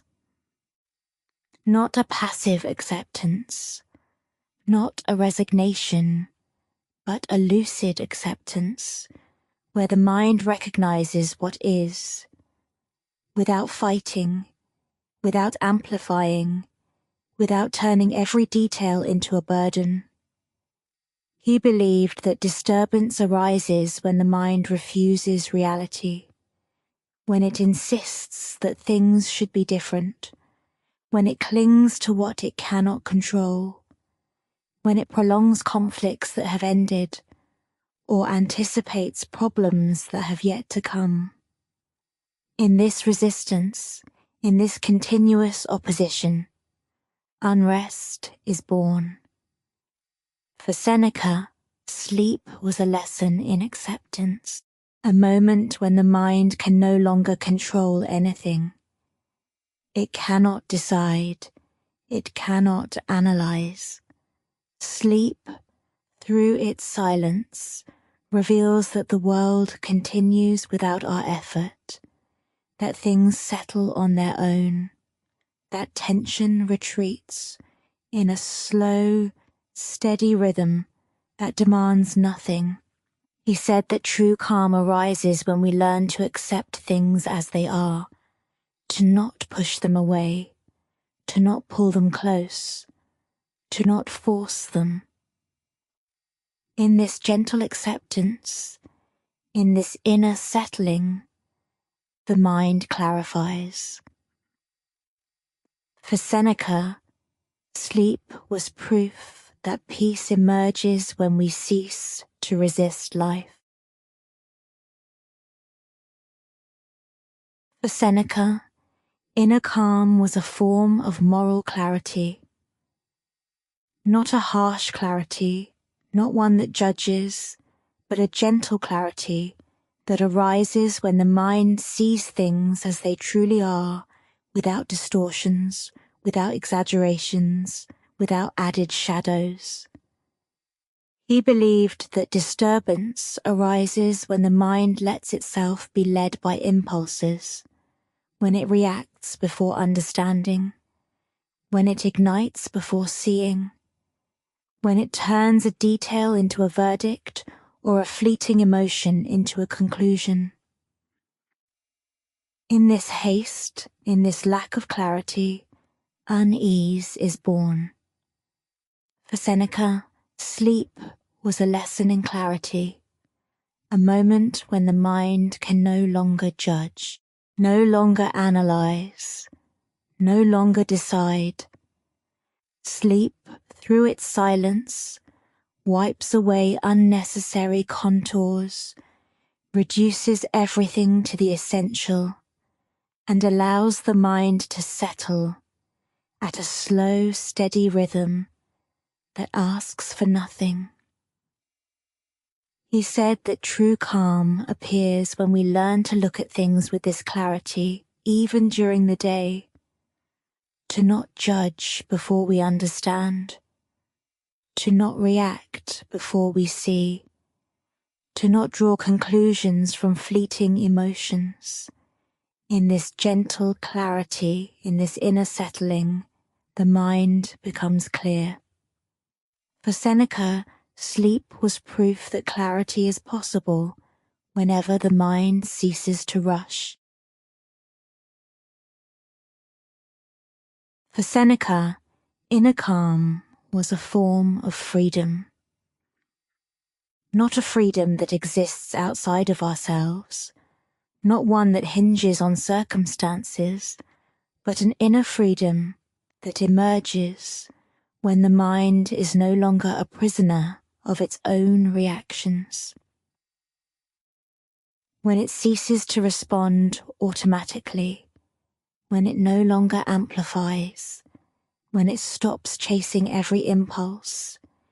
He believed that disturbance arises when the mind allows itself to be led by things that lack weight, when it ignites over fleeting details, when it fears shadows, when it clings to things that do not belong to it. In this dependency, in this lack of autonomy, unease is born.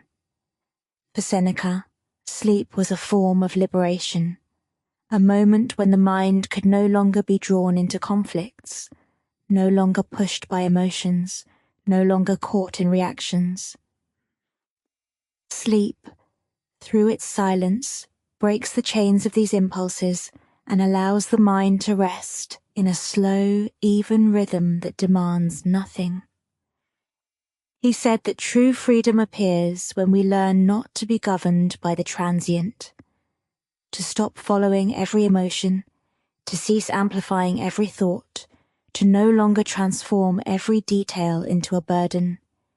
In this gentle freedom, in this inner settling, the mind becomes clear. For Seneca, sleep was evidence that inner freedom is possible whenever the mind stops being pushed by impulses. For Seneca, inner calm was a gentle return to oneself, not a solemn return, not one weighed down with revelations, but a soft coming back, where the mind finds its own space, without haste, without pressure, without expectations. He believed that disturbance fades away when we stop scattering ourselves, when we cease to chase every impulse, when we no longer amplify every emotion, when we no longer turn every thought into a burden. In this retreat, in this slow settling, peace emerges. For Seneca, sleep was a testament to this return, a moment when the mind releases all it has gathered, all it has amplified, all it has carried. Sleep, through its silence, shows that the mind can free itself, that tension can recede at a gentle, steady pace that demands nothing. He said that true calm is not a performance, but a return to what is simple, to what is essential, to what remains when the noise fades away. In this simplicity, in this gentle stillness, the mind clears. For Seneca, sleep was proof that inner peace is always possible whenever we return to ourselves. For Marcus Aurelius, tranquility was never an escape from the world. No, it was not a retreat into solitude. It was not a cold distance from others. It was a state that could be cultivated right in the midst of things, right in the noise, right in the obligations, right in the ceaseless flow of life. He believed that true peace does not come from changing the world, but from transforming how we carry it within ourselves. from the way we perceive what happens around us, from the way we relate to what we cannot control. In this inner change, in this gentle settling, peace emerges. For Marcus, sleep was a testament that the mind can find peace even when the day has been heavy, even when the world has demanded too much, even when thoughts have been many. Sleep through its silence shows that the mind can release all it has borne, that tension can ebb away, that noise can fade in a slow, steady rhythm that asks for nothing. He said that tranquility is not the absence of difficulties, but the ability to remain whole amidst them, to not be torn by them, to not be swept away by them. In this remaining, in this gentle stability, the mind clears.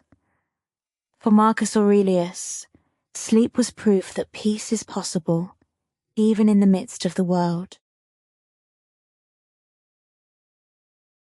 Take a moment, dear friend, to reflect on the wisdom of Marcus Aurelius. For him, silence was not merely a fleeting state, it was a discipline of the mind. Not a gift bestowed by fortune, but a daily practice, where the mind learns to resist being swept away by every event that unfolds around it, to remain undistracted, to not be pulled in countless directions, and to rise above the clamour of the world. He understood that disturbance arises when the mind is ensnared by the external, when it reacts to every impulse, igniting over the smallest detail, or fears what lies beyond its realm. In this reactivity, this lack of a centered self, unrest is born. For Marcus, sleep was a testament, a beautiful reminder that the mind can return to its center even after a day filled with challenges, meetings, and responsibilities. Sleep in its quietude reveals that the mind can shed the burdens it carries. Tension can dissolve and the noise can fade away in a slow, steady rhythm that demands nothing at all. He taught that silence does not equate to escaping the world, rather it is about not losing oneself within it. To remain whole, to stay present, to be grounded within yourself, even as everything swirls around you. In this state of being, in this gentle stability, the mind finds clarity. For Marcus Aurelius, sleep was proof that tranquility can be rediscovered whenever the mind returns to its essence. Embrace this moment and allow yourself to reconnect. For Marcus Aurelius, silence was a form of inner guidance. Not a guidance toward success, not toward recognition, but rather to a stable center that does not shift with the world around us. A center where the mind can return whenever everything feels overwhelming. He believed that disturbance arises when the mind forgets this center, when it gets swept away by fleeting emotions, when it ignites over trivial matters, when it fears things that are beyond its reach. In this forgetfulness, in this wandering, unrest is born. For Marcus, sleep was a natural return to that center, a moment when the mind can no longer run away. It cannot analyze, it cannot judge. Sleep, through its silence, gathers everything. It reduces all to the essential, to breath, to calm, to a slow, equal rhythm that asks for nothing. He said true silence emerges when we learn to return to this center even during the day. Not to follow every impulse, not to amplify every emotion, not to let ourselves be carried away by every thought. In this gentle return, in this inner settling, the mind clears. For Marcus Aurelius, sleep was proof that the center always exists, even when we forget it. For Marcus Aurelius, tranquility was a form of inner proportion, not a rigid proportion, not one imposed, but a gentle proportion where each thing finds its rightful place. Not too big, not too small, not more important than it truly is. He believed that disturbance arises when the mind loses this proportion, when it turns a detail into a threat, when it amplifies a fleeting emotion, when it prolongs a thought that should have passed. In this loss of measure, in this distortion, unrest is born. For Marcus, sleep was a natural restoration of proportion, a moment when the mind could no longer exaggerate, no longer project, no longer repeat. Sleep, through its silence, reduces everything to the essential, to breath, to stillness, to a slow, even rhythm that asks for nothing. He said that true tranquility arises when we learn to maintain this proportion even during the day, to not amplify what doesn't matter, to not follow what is insignificant, to not let thoughts grow unchecked. In this gentle measure, in this inner settling, the mind clears. For Marcus Aurelius, sleep was proof that proportion can be rediscovered even after a tumultuous day. For Marcus Aurelius, tranquility was a form of clarity. Not a cold clarity, not one that cuts, but a gentle clarity that sees things as they are, without magnifying, without diminishing, without transforming them into something else. He believed that disturbance arises when the mind loses this clarity, when it lets itself be led by fleeting emotions, when it reacts before it understands, when it judges before it sees. In this haste, in this lack of inner light, unrest is born. For Marcus, sleep was a natural clarity, a moment when the mind can no longer analyze, no longer judge, no longer project. Sleep, through its silence, erases unnecessary contours, reduces everything to the essential, and allows the mind to settle into a slow, steady rhythm that demands nothing.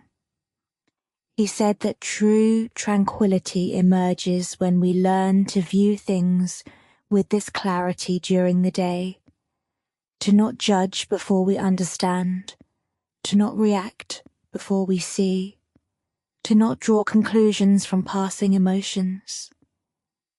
In this gentle clarity, in this inner settling, the mind clears. For Marcus Aurelius, sleep was proof that clarity is always accessible whenever the mind stops rushing. For Marcus Aurelius, tranquility was a form of patience. Not a passive patience, not one that waits without purpose, but a lucid patience, where the mind understands that everything has its rhythm, that people have their rhythm, that life cannot be rushed. He believed that disturbance arises when the mind wants everything to happen now, when it pushes itself, when it pushes the world, when it demands immediate results. In this haste, in this continuous tension, unease is born. For Marcus, sleep was a lesson in patience, a moment where the mind can no longer force anything. It cannot accelerate anything. It cannot control anything.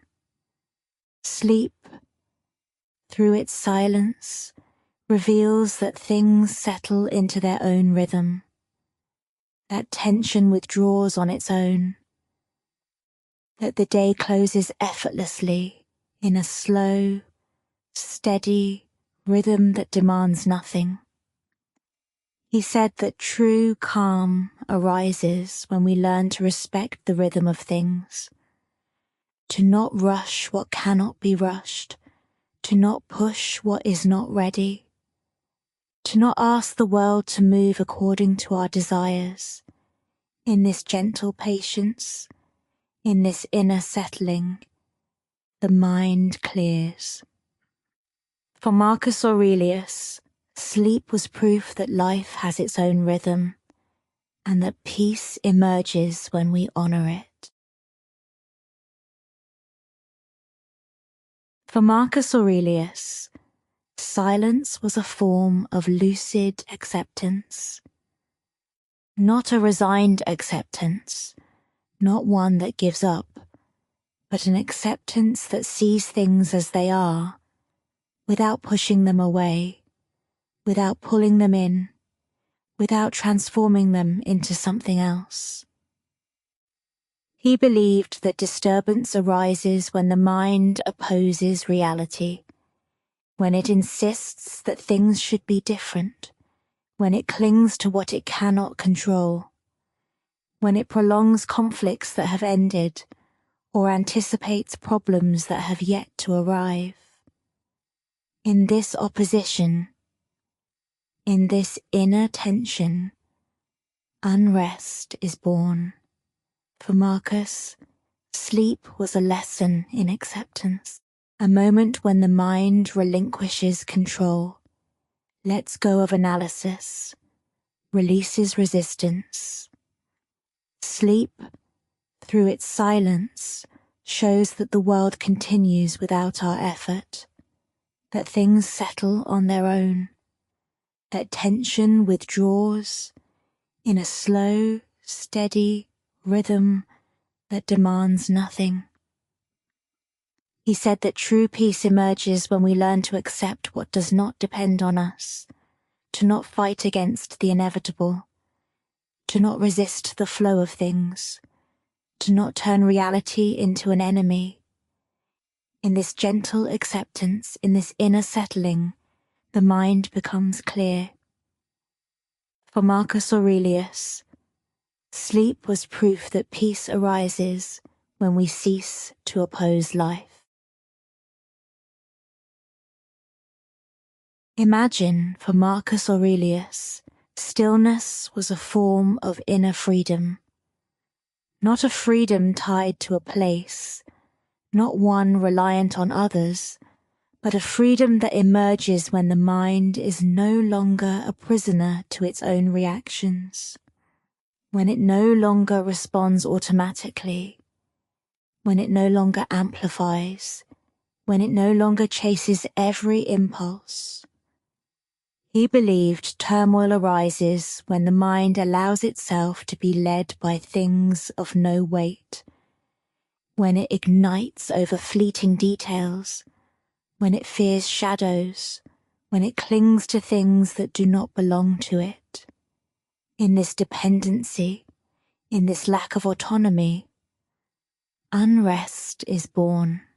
For Marcus, sleep was a form of liberation, a moment when the mind could no longer be drawn into conflict, no longer pushed by emotions, no longer caught in reactions. Sleep, through its silence, breaks the chains of these impulses and allows the mind to rest in a slow, even rhythm that asks for nothing. He spoke of true freedom appearing when we learn not to be led by what is transient, to no longer follow every emotion, to no longer amplify every thought, to no longer turn every detail into a burden. In this gentle freedom, in this inner settling, the mind clarifies. For Marcus Aurelius, sleep was proof that inner freedom is always possible, whenever the mind ceases to be pushed by impulses. For Marcus Aurelius, silence was a form of inner order, not a rigid order, not one imposed, but a gentle order that emerges when the mind ceases to scatter, when it no longer chases every thought, when it stops amplifying every emotion, when it doesn't turn every detail into a burden. He believed that disturbance arises when the mind is spread too thin, when it tries to be everywhere at once, when it seeks to control everything, when it fears things beyond its grasp.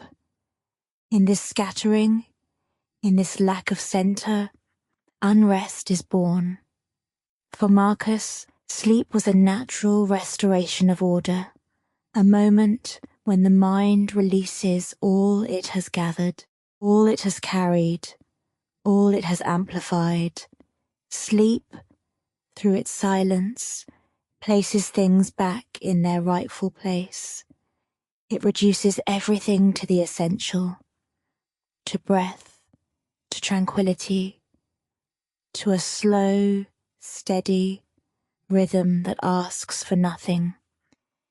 He said that true silence arises when we learn to maintain this order even during the day, to not dissipate, to not follow every impulse, to not amplify every thought.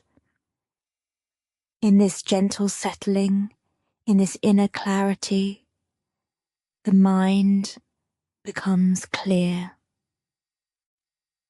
For Marcus Aurelius, sleep was proof that order can be found whenever the mind stops scattering.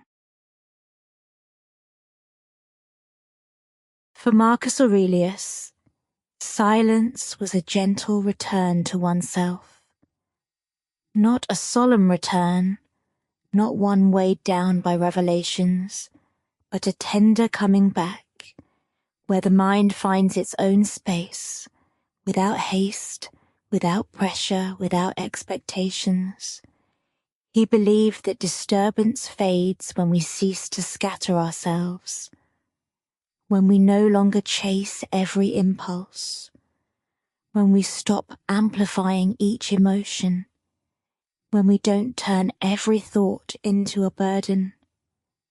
In this retreat, in this slow settling, peace emerges. For Marcus, sleep was a testament to this return, a moment when the mind releases all it has gathered, all it has carried, all it has amplified. Sleep, through its silence, shows that the mind can free itself, that tension can recede, that the day can close in a slow, steady rhythm that asks for nothing. He would say that true tranquility is not a performance, but a return to what is simple, to what is essential, to what remains when the noise subsides. In this simplicity, in this gentle silence, the mind clears. For Marcus Aurelius, sleep was proof that inner peace is always possible whenever we return to ourselves. For Epictetus, freedom was not a promise of the world. It was not something that could be offered from the outside. It was not a gift of fortune, nor a consequence of circumstances. To him, freedom was a state of mind, a state that is built within, in silence, in clarity, in a space that no one can touch. He believed that disturbance arises when the mind clings to things that do not belong to it, when it tries to control what it cannot control, when it fears things that are beyond it, when it ties its peace to the external. In this confusion, in this entanglement of things, unrest is born. For Epictetus, sleep was proof of inner freedom, a moment when the mind lets go of all that is not its own, of all that it has tried to control, of all that it has carried in vain.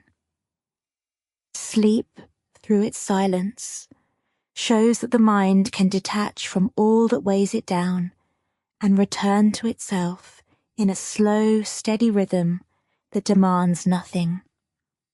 He said that true freedom arises when we learn to distinguish between what depends on us and what does not. To not waste ourselves on foreign things, to not bind ourselves to what we cannot change. In this gentle distinction, in this inner clarity, the mind clears. For Epictetus, sleep was the evidence that the freedom of the mind is always possible whenever we let go of what does not belong to us. Imagine for a moment a profound truth whispered softly by Epictetus. The freedom of the mind begins with a simple question: what depends on me and what does not? This is not just a theoretical inquiry. It is not merely an intellectual exercise, but a daily practice, a continuous clarification that gently places things in their natural order. He believed that turmoil arises when the mind entangles these two realms, when it seeks to control others, when it strives to command events, when it ties its peace to the reactions of those around. In this confusion, in this desperate attempt to master what cannot be mastered, unrest is born. For Epictetus, sleep itself is a silent demonstration of this distinction, a moment when the mind releases all that does not belong to it, all that it has tried to control, all that it has carried without purpose. Sleep, in its serene embrace, reveals that the world continues without our effort, that things move on their own, that tension unwinds in a slow, steady rhythm requiring nothing at all. He spoke of true freedom as the moment when the mind tends only to what truly belongs to it, to its thoughts, to its reactions, to its choices. In this simplicity, in this gentle delineation, the mind finds clarity. For Epictetus, sleep is the proof that freedom begins where confusion between mine and not mine ceases. Embrace this truth and let it settle within you. For Epictetus, the freedom of the mind was a form of simplicity, not a simplicity lacking in richness, not one devoid of depth, but a simplicity that cleanses things of all that is extra, of all that is added, of all that is carried without purpose. He believed that disturbance arises when the mind burdens itself unnecessarily, when it gathers worries that do not belong to it, when it replays scenarios that will never unfold, when it holds emotions that are not its own. In this accumulation, in this artificial weight, unrest is born. For Epictetus, sleep was a return to simplicity. A moment when the mind releases all it has gathered throughout the day, all that has complicated, all that has amplified. Sleep, through its silence, reveals that the mind can live without these burdens, that it can breathe without them, that it can return to the essential in a slow, steady rhythm that demands nothing. He said that true freedom emerges when we learn to live with less within, less tension, less haste, less fear. In this gentle simplicity, in this inner settling, the mind clarifies. For Epictetus, sleep was the proof that freedom begins where complication ends. For Epictetus, the freedom of the mind was a form of inner order, not a rigid order, not one imposed, but a gentle order that arises when everything is placed in its rightful place, when thoughts do not intertwine, when emotions do not overlap, when the mind does not scatter. He believed that disturbance arises when the mind loses this order, when it tries to be everywhere at once, when it chases every impulse, when it amplifies every emotion. In this scattering, in this lack of structure, unease is born. For Epictetus, sleep was a natural restoration of order, a moment when the mind releases all it has gathered, all that has complicated things, all that has been carried without purpose. Sleep, through its silence, gently places things back in their rightful spots. It reduces everything to the essential, to breath, to calm, to a slow, steady rhythm that asks for nothing. He said that true freedom arises when the mind learns to maintain this order even during the day, not to scatter, not to chase every thought, not to amplify every emotion. In this gentle arrangement, in this inner clarity, the mind clears. For Epictetus, sleep was the proof that order can be rediscovered whenever the mind ceases to scatter. For Epictetus, picture the freedom of the mind as a gentle form of inner independence. Not a proud independence, not one that turns away from the world, but a serene independence, blossoming when the mind no longer depends on the reactions of others. When peace is untethered from the behaviors of people, when tranquility is not dictated by the outside world, he believed that turmoil arises when the mind allows itself to be shaped by the actions of others, when it ignites for fleeting words, when it fears judgment, when it clings to approval. In this dependency, in this fragile interior, unrest is born. For Epictetus, sleep was a testament to the independence of the mind, a moment where no one can sway us, no one can disturb us, no one can push us into reactions. Sleep in its silence reveals that the mind can exist free from the world's pressure, that it can breathe on its own, that it can return to itself at a slow, steady rhythm that demands nothing.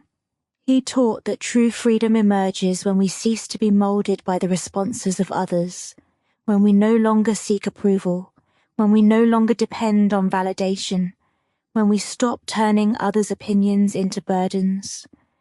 In this gentle independence, in this inner calm, the mind becomes clear. For Epictetus, sleep was the evidence that freedom begins where dependence on the world ends. For Epictetus, the freedom of the mind was a profound clarity of morals, not a rigid morality, not one that judges, but an inner morality that reminds us of what belongs to us and what does not, what we can change and what we must let pass. He believed that disturbance arises when the mind loses this clarity, when it confuses the desires of others with its own values, when it is pushed in foreign directions, when it tries to please the world, forgetting itself. In this confusion, in this loss of direction, unrest is born. For Epictetus, sleep was a return to this clarity, a moment when the mind relinquishes all that does not belong to it, all that it has absorbed without noticing, all that it has carried out of habit. Sleep, through its silence, cleanses the inner space. It clears, it aligns, in a slow, steady rhythm that demands nothing. He said that true freedom arises when we live in harmony with our values, not with the world's expectations, when we do not betray ourselves for approval, when we do not lose ourselves for applause. In this gentle fidelity to oneself, in this inner alignment, the mind clarifies. For Epictetus, sleep was the proof that the inner truth remains even when the day scatters us. For Epictetus, the freedom of the mind was a form of moral stillness, not a stillness that avoids the world, not one that hides away, but a stillness that arises from living in accordance with what is right, with what is simple, with what is true. He believed that disturbance arises when the mind strays from this path, when it compromises with itself, when it says yes to things that should be refused, when it says no to things that should be embraced. In this inner rupture, in this misalignment, unrest is born. For Epictetus, sleep was a return to this moral stillness, a moment when the mind can no longer lie, no longer hide, no longer negotiate with itself. Sleep, through its silence, reveals what remains when all justifications fade away. It places things in their simple truth, in a slow rhythm, steady, that asks for nothing. He said that true freedom arises when we live without contradicting ourselves, when we do not betray our values, when we do not lose ourselves for fleeting things. In this gentle coherence, in this inner fidelity, the mind clears. For Epictetus, sleep was the proof that moral stillness is possible whenever we cease to contradict ourselves. For Epictetus, the freedom of the mind was a form of inner mastery, not a harsh control, not one that forces, but a gentle mastery, where the mind learns to resist the pull of impulses, to not be tugged in every direction, to not be torn apart by fleeting emotions. He believed that disturbance arises when the mind reacts automatically, when it responds without choice, when it ignites without seeing, when it fears without understanding. In this absence of choice, in this capture by impulse, unease is born. For Epictetus, sleep was a testament to inner mastery, a moment when the mind ceases to react. It stops fighting. It stops chasing.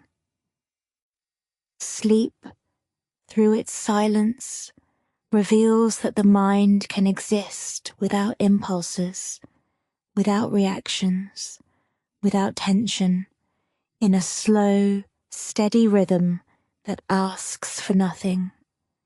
He said that true freedom emerges when we learn to choose our responses, not to live them automatically, to look before we react, to understand before we fear, to breathe before we ignite.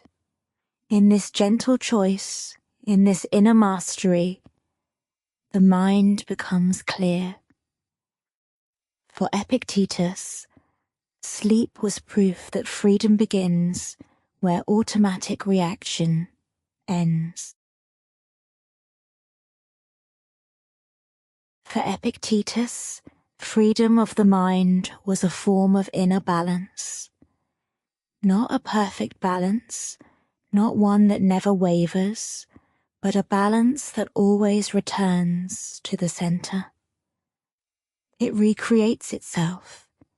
It finds its place again, regardless of what the day may bring. He believed that disturbance arises when the mind allows itself to be unbalanced by trivial things, when it ignites over fleeting details, when it fears shadows, when it clings to things that do not belong to it. In this loss of center, in this inner instability, restlessness is born. For Epictetus, sleep was a natural restoration of balance. A moment when the mind relinquishes all that has pushed it to extremes, all that has tensed it, all that has unbalanced it. Sleep, through its silence, gathers everything back to the center. It settles, it calms, in a slow, equal rhythm that demands nothing. He said that true freedom emerges when we learn to return to the center even during the day, not to be driven by impulses, not to be carried away by fleeting emotions, not to lose ourselves in details. In this gentle return, in this inner stability, the mind clears. For Epictetus, sleep was proof that balance can be found whenever the mind ceases to be pushed to extremes. For Epictetus, the freedom of the mind was a return to oneself, not a solemn return, not one weighed down by grand gestures, but a gentle coming back, where the mind settles into its own space, without haste, without pressure, without expectations. He believed that disturbance fades when we cease to scatter ourselves into things that do not belong to us, when we no longer chase every impulse, when we stop amplifying each emotion, when we refrain from turning every thought into a burden. In this gentle retreat, in this return to center, freedom emerges. For Epictetus, sleep was proof of this return, a moment when the mind releases all it has carried through the day, all it has tried to control, all it has complicated. Sleep, through its silence, reveals that the mind can liberate itself, that tension can withdraw, that peace can return in a slow, steady rhythm, asking for nothing. He said that true freedom is not a conquest, but a return to what is simple, to what is essential, to what remains when the noise fades. In this simplicity, in this inner clarity, the mind clears. For Epictetus, sleep was the evidence that the freedom of the mind is always possible whenever we return to ourselves.